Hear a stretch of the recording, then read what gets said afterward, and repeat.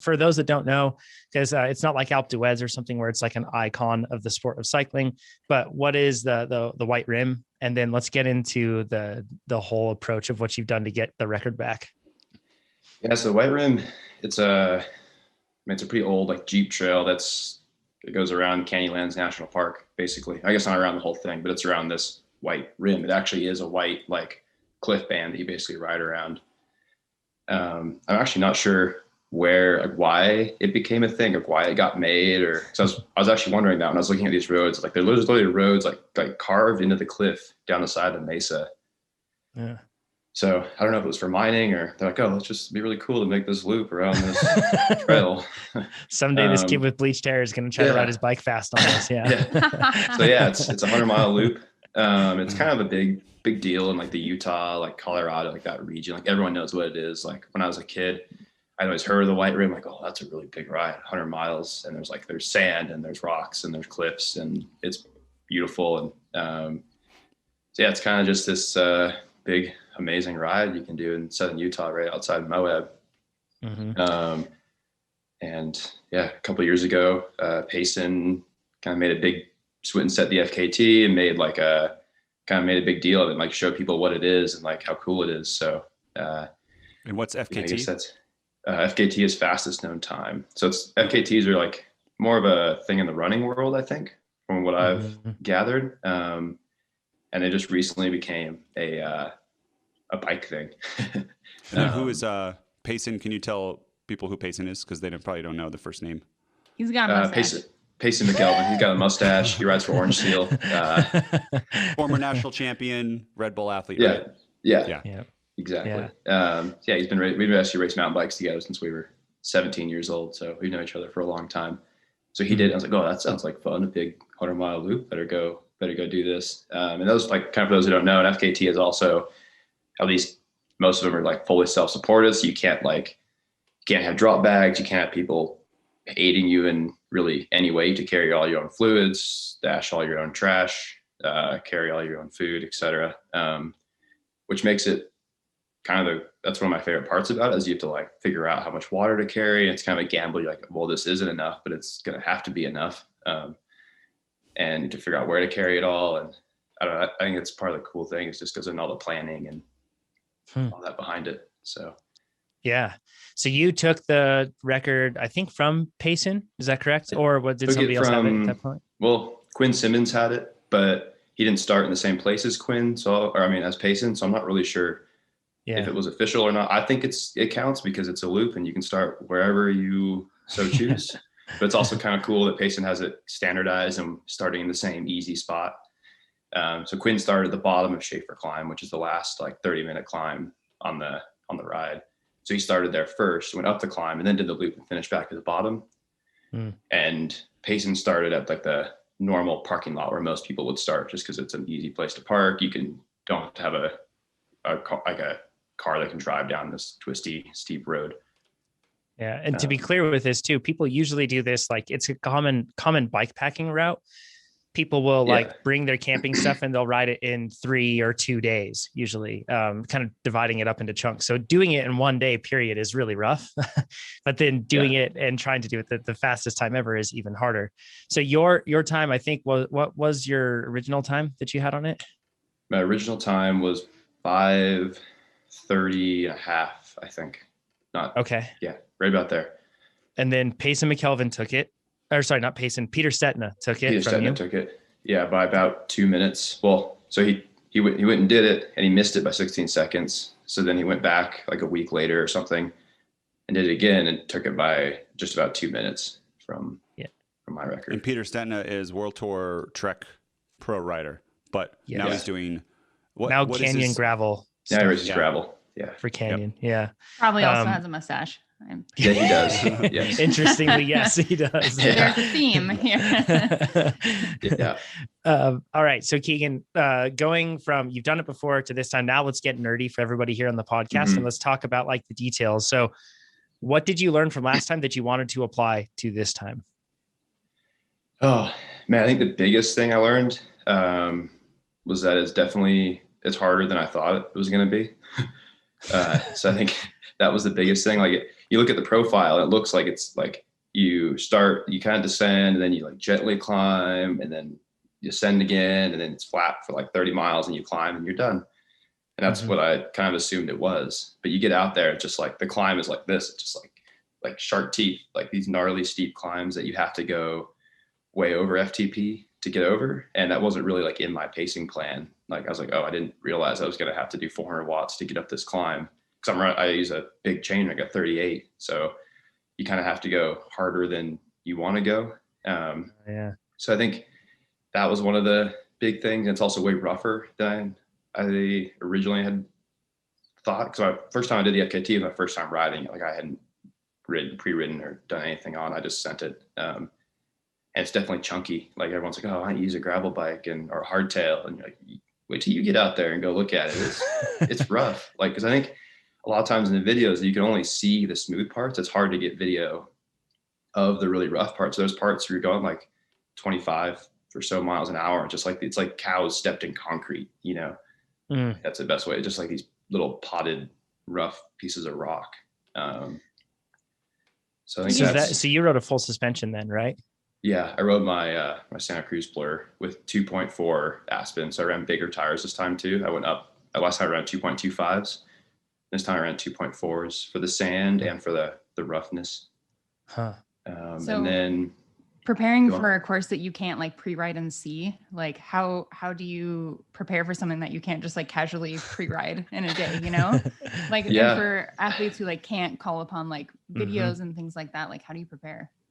Well, I mean, luckily I was able to look at some of Payson's videos that he had done. So I kind of had a rough idea, but really I just looked at the profile and like, I knew there was going to be sand out there. Like my dad had ridden it like 15 years ago. And he's like, oh yeah, there's a bunch of sand. It kind of sucks. So I knew like kind of what was going on out there, and I knew there was like basically one big climb at the end. Otherwise I really didn't know what was between the start and the finish. Other than I knew it was like, oh, it's pretty flat. So I'm going to run a 38 and I'm going to ride the full suspension because I think it's the right choice. Like Payson did. So it must be the right choice.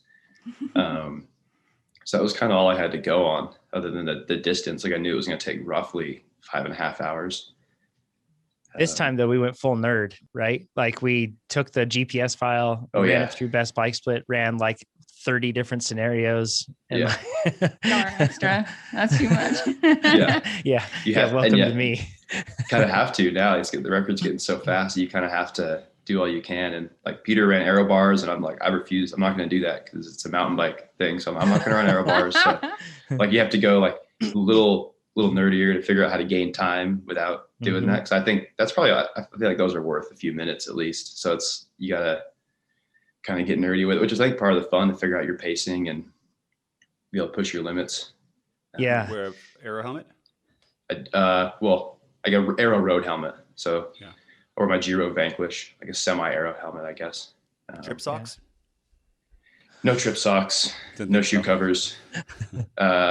I was just worried that those would get too hot, and like you're only doing like 18 miles an hour, which is fast, but it's not like TT fast. So I think you don't want to do like too much aero stuff where you're going to overheat or have problems like that. So how much water did you carry? And then how do you carry enough water for 5.5 hours all at once? Yeah.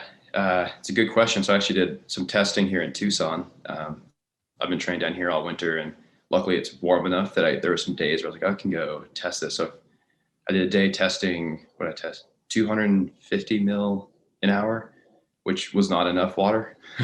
I mean, like I had a big 5-hour ride, and I just was running 250, which isn't very much. I mean, it's like half bottle an hour.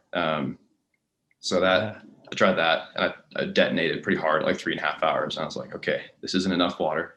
So then I bumped it up a little bit and kind of found, last time I used, what did I use last time? I think I ran about 75 ounces. So I don't know what that converts into liters. I can't remember exactly, but it wasn't quite enough.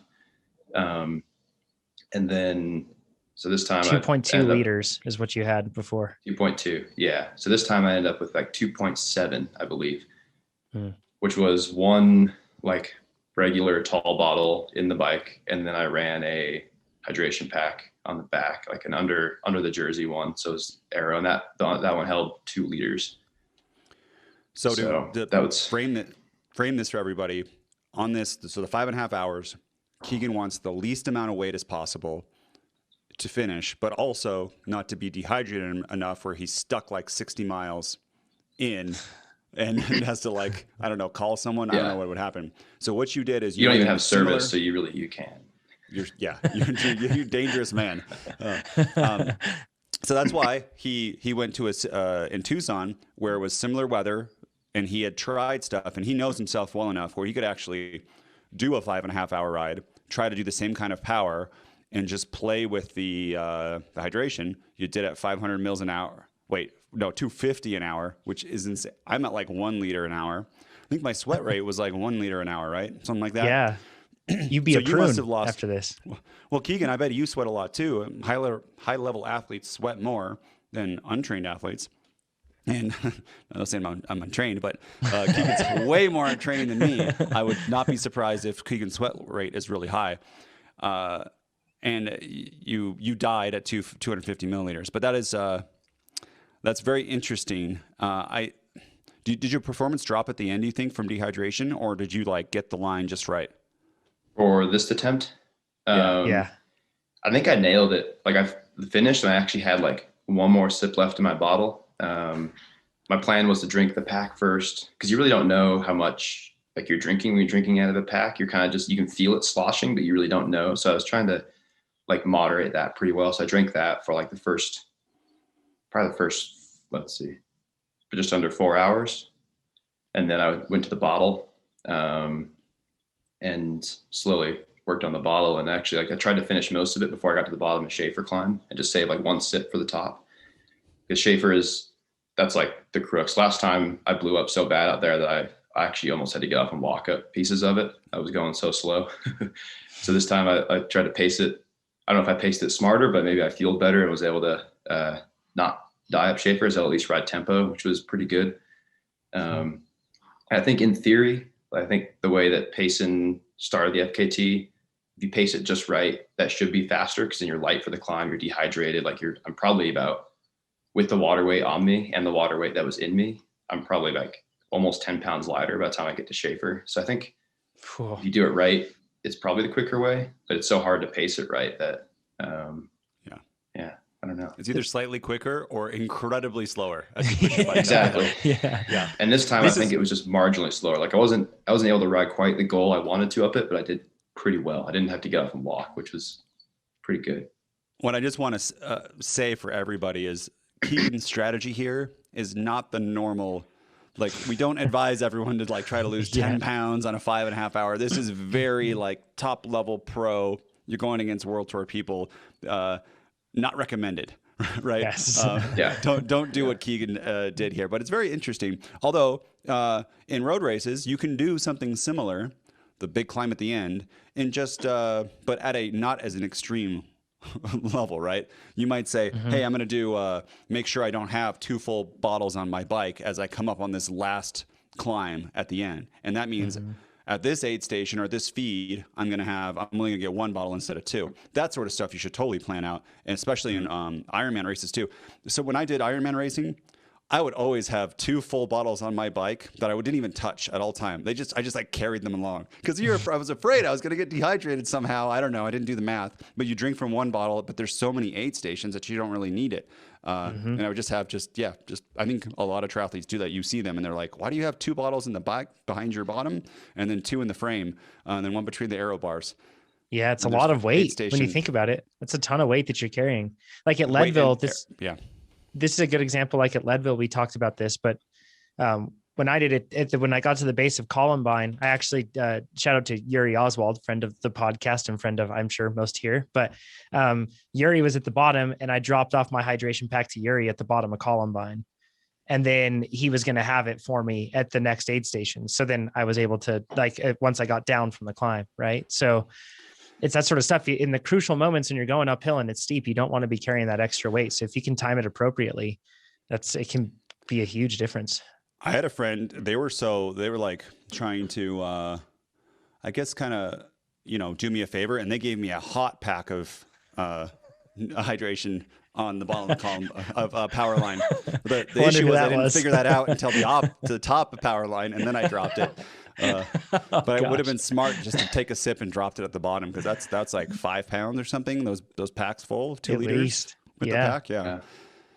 It's a lot of weight. By the way. Sorry, Nate. I ruined Nate's Leadville. He would have been even faster. No, it was awesome. It was amazing. Otherwise, so, okay, Keegan, some other stuff. So what other equipment did you use? So you talked about the helmet. That's one of the biggest aero gains that people can do. But then what about the clothing that you were wearing?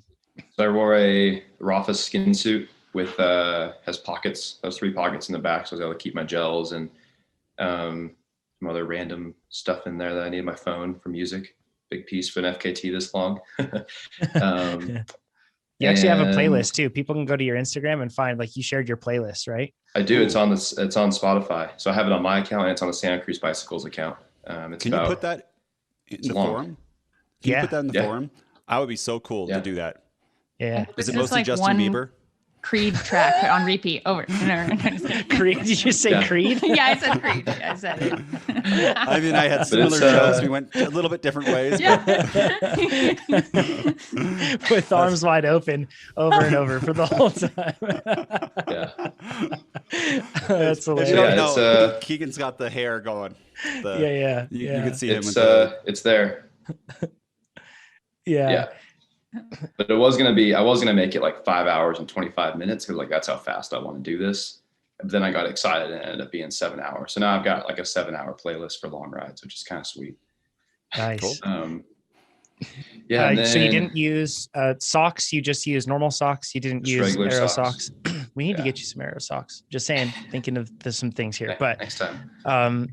And then shoes. Which shoes did you use? You didn't use shoe covers. The Giro Empires. Okay. Which got it. Supposedly laces are faster than BOA. I don't know. That's what I read on the internet. Yeah. Do you run gloves on this sort of an effort? Like I would assume you'd have to, right? Otherwise your hands would just be destroyed. Yeah. I wore just my usual hand-up gloves. I think I wore the rock and roll ones, the snake ones. Those are my favorite recently. So. Did you run the Vanquish visor on the helmet, or did you run glasses? Just glasses. Yeah. Okay. I was worried about sweat and other things, and that's pushing. Yeah. Go ahead. I don't know about it. I was gonna say, I don't know. It's pushing the nerdy level for me. The visor. The visor too is, I mean, I've worn it, but it's magnetic, and I would not wear it mountain biking because it could just go poof. And if it falls off at mile 5, first you got to stop and pick it up every time. And then if it breaks or something, then you got to have a broken visor. And what do you do with it? I was definitely worried about that as well. So I didn't wear the visor. And then let's see, equipment wise. What about your bike? So you did 2.4 Aspens, and then you also you're running the Blur. Did you run your suspension locked out most of the time? Did you run like more pressure in your suspension too? Or I did go, so in the rear, I ran 5 PSI more than normal. I ran 225 instead of 220 in the rear, which works out to like 25% sag instead of 30% sag. So it's not like it's a marginal difference. It just helped keep it a little bit firmer. And I did run more compression on the fork. So I kept about the same PSI, but just ran more compression. So it was a little bit firmer. So I wouldn't have to lock and unlock quite as often. But then I was like unlocking and locking pretty frequently because it is pretty rough out there. And actually, I bet I had the bike open probably 60% of the time it was open. I just think it's more efficient, especially on the flats when you're going really fast. Like you don't need it to be locked out because you're not standing up and like messing on it. So I think open is faster when you're going like slightly downhill or whatever else. I really just locked it out for the climbs when I was standing. Dropper post or no? I did take the dropper off, ran a rigid post, which I think a dropper wouldn't be bad. Like there was probably a couple descents like where it would be nice. Like on that first descent down to Mineral Bottom, which is a fire road 2-track descent, but the turns are like foot out, skidding, going fast. So I think a dropper would be kind of sweet for those. But it's also, I don't know, if maybe you'd save 10 seconds on the descent. So maybe the weight, I don't know. I wasn't really sure what to do. I didn't run one last time. So I was like, I'm not going to run one again. This is another thing. Keegan is better than you. Like, there might be there could be some people listening that are faster downhill than Keegan, but John is most likely faster than you downhill. And Keegan makes John look slow downhill. Downhill. Not slow, he does. He drops. You're better. Yeah. And the ability for just about everyone here, that decision of dropper or not versus weight, you'll be faster and safer with the dropper for just about everyone here. And this is Keegan had already ridden it once. He knew what it was like, and he is seriously world class. So I just want to put that people are going to go away and be like, okay, I'm going to do 250 milliliters of water. I'm going to have no dropper because of the weight. Grab my hardtail. Dials, just get laces.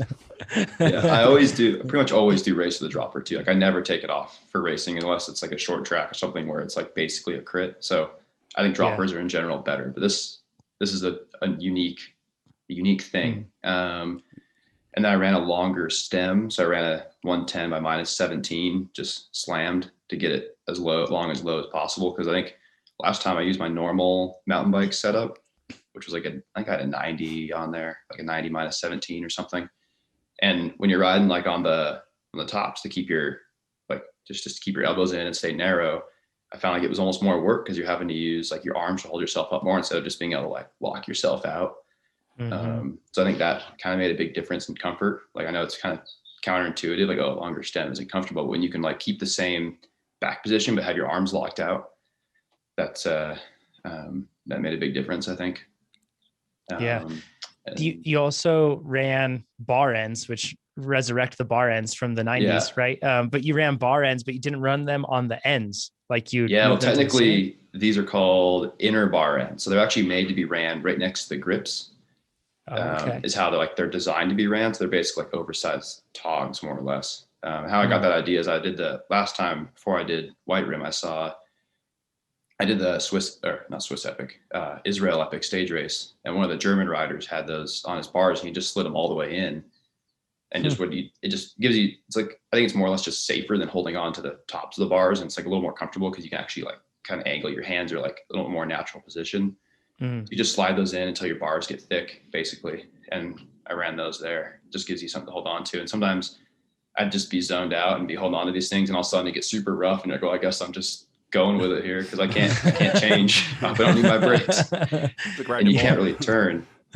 Like, you can't steer the bike because your hands are like this far apart. So you're kind of like leaning the thing. And it's so, that's otherwise pretty much just aside from the 38 tooth chainring and other, I think that's about it. And then for the nutrition side of things, what did you do to take in the carbs that you had on the bike and how much did you take in per hour? So I had goo gels and then I had like a variation of mix in the bottles and Camelback, some hydro in there. And I ran, about 80 grams of carbs an hour. So pretty high.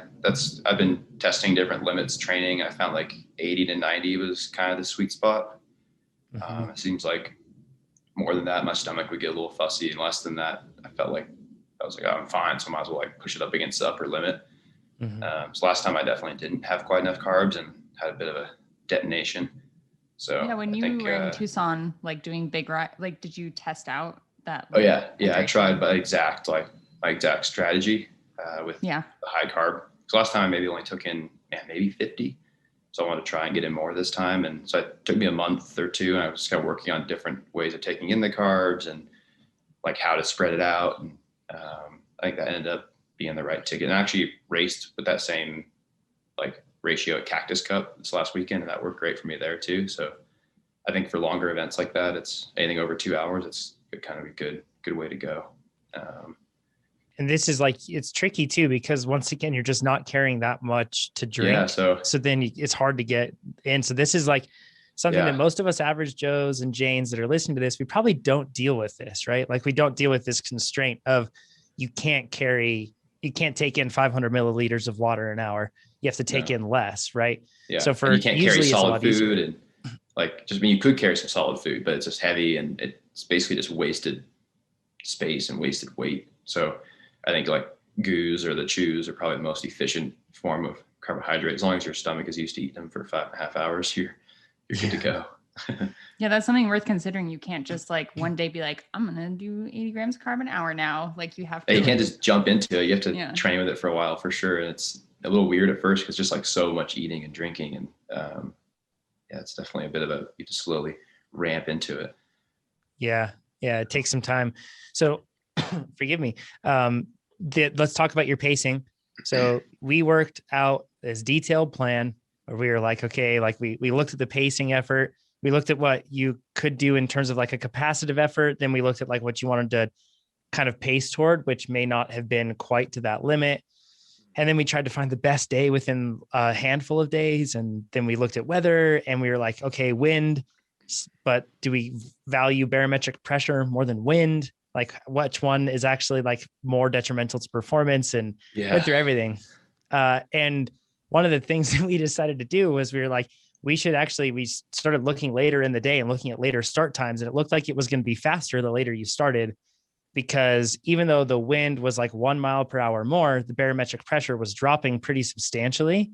And that drop in pressure was actually yielding faster times. And that's one of the things that people don't realize. If you're riding in like high pressure environments, not like, anxiety, that sort of stuff, but like actual high barometric pressure, that's slow. Humidity. That's humidity as well. Right. So that's slow. That's why you always hear like of hour record attempts where they're really trying to control the temperature in the velodrome. Like when Bradley Wiggins did it, they only allowed a certain amount of people in the velodrome and spaced them out to not create like uneven pressure within the building. Like there's a whole lot of thought that goes into that. And for this, you can't just put people into a velodrome and control the environment. You have just the high desert of Utah. So we didn't think it was going to be windy, but it turns out that it was windy. How did you, because this is the big thing that a lot of us, we have this great plan laid out, but then once we get into the race time, like the plan gets like, we get thrown a curveball and we suddenly have to adapt. So when did you start noticing the wind, and what did you change? Yeah. So this whole FKT attempt and project, there's a pretty awesome video that Monster made as well, if you guys could check that out. So I had to, basically, I was waiting as close as possible to like pick. They're like, okay, dude, you got to tell me when you're going to do this. Like, I was like, I got to wait. I don't know like what's going to be the best week. So within like 2 weeks, I was like, okay, this week looks good. Just book these dates. This is when I'm going to be there. I don't know what day I'm going to do it yet, but I'll tell you that when I get closer. So it's like this moving target. Right. Mm-hmm. And then we got there on Monday, and John and I had like looked at the weather. We're looking at best bike split and all this different stuff. And then he's like, they were like, okay, it looks like Wednesday is going to be like the day. It's good. That's a good day. The wind's low. The temperature is a little higher. The high temperature wasn't high. The high was like 58 or something. So it's like ideal for going hard. So that was the day we picked. And originally I wanted to start at 7 a.m. because that was what was going to be the fastest. So it was like there's the least amount of wind. And then we ended up checking best bike split again the day before. And we're like, oh, we're going to push that to 10 because of humidity drop and pressure and all this stuff, which I was stoked about because I didn't want to wake up at 4 and it was going to be super cold. It was going to be like 30 degrees. I was going to have to like figure out if I should wear arm warmers and leg warmers and all this stuff, which you don't want to do because you can't exactly stop and take them off. So anyway, ended up starting at 10 and we got up there and I was like, oh, it is windy. Like, this is not good. Like, saw my team manager Jordan was like staking down the tent outside the sprinter, and I was like, "Oh man, this is gonna be terrible." So I was thinking about it. I was like, "Well, like right as I was kind of rolling out, I was like, oh man, I don't know. Like if I don't go hard, I'm not going to get the record. Like I have to kind of hang it out there." So I went with, actually I rode slightly above like the most aggressive pacing plan that John and I looked at. So the original plan, I was going to try and ride 293 NP, and then I think it was a 280 average. 284. Like that. Yeah, or 280. Yeah. Mm-hmm. So around 280 average. And that was going to get me a time of about 525 with good wind. I was like, that seems like a pretty good, like it's pretty conservative. Like it seemed very doable based off training. And then 295 for 5.5. Yeah, that seems doable for me too. Right? Doable. Sure. No problem. No big deal. And then like, I can't hold that for 3 minutes. Yeah. Seriously.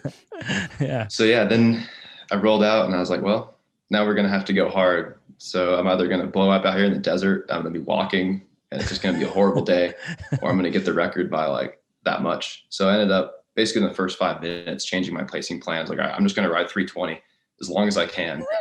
And then that 320 turned into a 310. I was like, okay, 310, this is maybe doable. And then it turned into like 300 and then back to like 320 up Schaefer. So it ended up being pretty good. Like I ended up finishing at the high end of what it, the capacity plan, which on perfect wind day, good sand, best bike was said I could do like a 5:15 or something, I think. Mm-hmm. And it was like exactly 305 NP and like 293 average, I think. That is so much. So that that ended up being the mid adjust, and it was definitely a bit of a gamble. But I was like, you know what? Like, I'm here, might as well push it. And if I blow up, then I blow up. It's whatever. Just let myself home. In pounds and kilograms for everyone listening. Well, I weigh about 145 pounds, give or take a little bit. So about 65 kilograms, 65 about 65. So I think that's 65 probably about 4.5 watts per kilo, I think. Right. 5.5 hours. 4.6 watts per kilo for 5.5 hours. Yeah. So that's why you're national champ. I mean, as I was going up Schaefer, it was looking pretty grim. Like I didn't think I was going to get the record. And I was like, oh man, Pete's, I'm just bleeding time right now on Pete. Like I didn't have the Strava thing, what's it called? The live segment thing on my Garmin, because there's no service out there. And I also figured it would just stress me out. So I was just going off time and power. I was like, this is all I can do. So what's it matter if I have someone to look at? Like, not going to change my effort. So I was going up Schaefer and I was like, oh man, I think I'm done. Like, I think he's kind of wiped the floor with me here. And then I was able to rally at the end and snag it by a few seconds. But going up there, I was like, man, even if I don't get the record, I'm pretty stoked with this effort. Like I got to the top of Schaefer, my NP was still over 300 watts. And I was like, that's pretty cool. Like I've never done this before. So it's pretty good. Wait, what was like, you got the time? And I ended up getting it by 6 seconds. 6 seconds. After that long. So after when I hit the road at the top of Schaefer, like in my cracked state, I was like doing some math and I was like 8 miles. If I can do like 25, 30 miles an hour, like I actually might be able to do this. So I basically, all I did is focus on, I had my average speed on there on my Garmin. And I basically had to I was like, okay, just drag your average speed from 17.9 to 18.4 and you might get it. So I basically just put it in the 3810 and said, you can't shift out of this gear all the way back to the van. I just went full like caveman with it. I didn't look at power. I didn't look at anything but average speed and my gear, and just was like, just keep it spun out, just go. And then I was like, the last mile, I was like, oh, you got this. Like, I think I got it. Because I'd started like a couple hundred meters before the actual Strava FKT segment starts, just to like give myself a little bit of wiggle room at time. And also I ran elapsed time on my Garmin, so I could see exactly, like, I didn't stop for anything out there, but just in case I did, I have a rough idea of where I was. So now you have a special belt buckle. No, it's a trophy, a belt buckle. What is it that gets passed around? Whoever has the fastest known time. Yeah. Pete, send that back. Who has to pay for shipping? The person who got beat? Oh yeah, I had to ship it to him last time, so he's got to send it back to me. He's gonna do it, right? Even if it's only for 6 seconds. I know. How could he not do it? And so you go off with Strava time, right? That's the There's a segment called White Room in One Night, and that's the one that we use for the official FKT segment.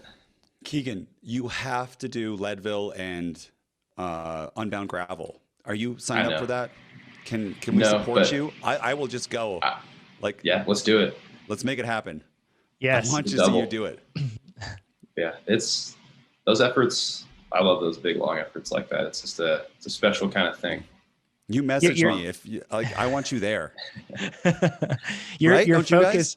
Oh, for sure. Yeah, we've talked about this before. Like it's where like your physiology is like, I think it leans that direction, right? And those long efforts, like you have an ability to ride at a high percentage of your threshold for a long time. That's very abnormal. But your focus this year is Tokyo, though, trying to get to the Tokyo Olympics, right? Nah. So Olympics, who cares, right? Olympic schmickets, yeah. Yeah, so that's the big goal. I guess, go on. I was going to say, we have to thank producer Aaron here just a bit, because I'm sure that somebody's listening to this and wondering the same thing Keegan was wondering in the beginning of like, why in the world do they make these crazy looking roads? Forgive me. I did a hard effort yesterday. I got new all-time PRs. I saw them on TrainerRoad. I'm super satisfied with it, but now my throat is just like, it's like I swallowed a whole bag of sandpaper. It's just destroyed from VO2 breathing for 15 minutes. So anyways, history on the white rim. 305 for 5.5 hours too? I mean, I did 354 for 15 minutes. So that better not be our metric for an impressive effort now, because if so, it's going to be a lot of hurt feelings. I did it for mine, and I'd have to hold 391 watts for 5.5 hours. Got this. Oh my gosh. Low VO2 for me, which is crazy. It's insane. Okay, so history on the White Rim really quick. The road was constructed in the 1950s by the Atomic Energy Commission to provide access for individual prospectors intent on mining uranium deposits for use in nuclear weapons during production, or nuclear weapons production during the Cold War. Large deposits have been found in similar areas within the region. However, the mines along the White Rim produced very little uranium, and all the mines were abandoned. So kind of crazy thinking about that, right? Like, so, and when people drive this too, it's like 10 to 12 hours to drive this in a Jeep. So like, and people usually take like Jeeps or like heavy off-road vehicles to get around this. So like, Keegan, you are like twice as fast as a car on this. It's just insane. So I've got another funny tidbit about this with the drive time and distance. So we had the Monster film crew. He was on a motorcycle, on like a dual sport motorcycle, and they were like, he was leapfrogging me all day, taking videos. No drafting, don't worry. I was never close, but he was just like going back and forth. And he actually ran out of gas. So I passed him, at mile, I think it was like mile 80. And he looked at me and he was like kind of yelling, like asking if like he could have my bottle so he could siphon gas from another motorcycle. He had like another guy we ran into out there. And he said, he saw my bottle was full. He's like, just go on, I'll figure it out. So anyway, it's a long ways and takes a lot of fuel, even if you're in a motorcycle. It's is he alive? He made it out. Is he okay? Anybody? He's like, I don't know. I never saw him again. They ended up siphoning gas like with the hose, and it was like, apparently it was a bit of a process, but he made it in. So wow, which was crazy. Cool. Yeah. Well, it's cool to have you on here talking about this, Keegan. Congrats. I know that you want to go back on a better conditions day and take more time out of it, right? So I guess it's the race to see who does it first, if it's you or Pete, right? Since you're focusing on the Olympics, I don't know. We'll see. If you like this video, make sure you give us a thumbs up. If you didn't like this video, you can give it a thumbs down, but let us know what you would have done differently in the comments below. If you want to see more of these videos, make sure you subscribe to our YouTube channel. And if you want to become a faster cyclist, check out TrainerRoad.com. Do it. If you think I have better hair than Jonathan, give it a thumbs up. If not, leave a comment.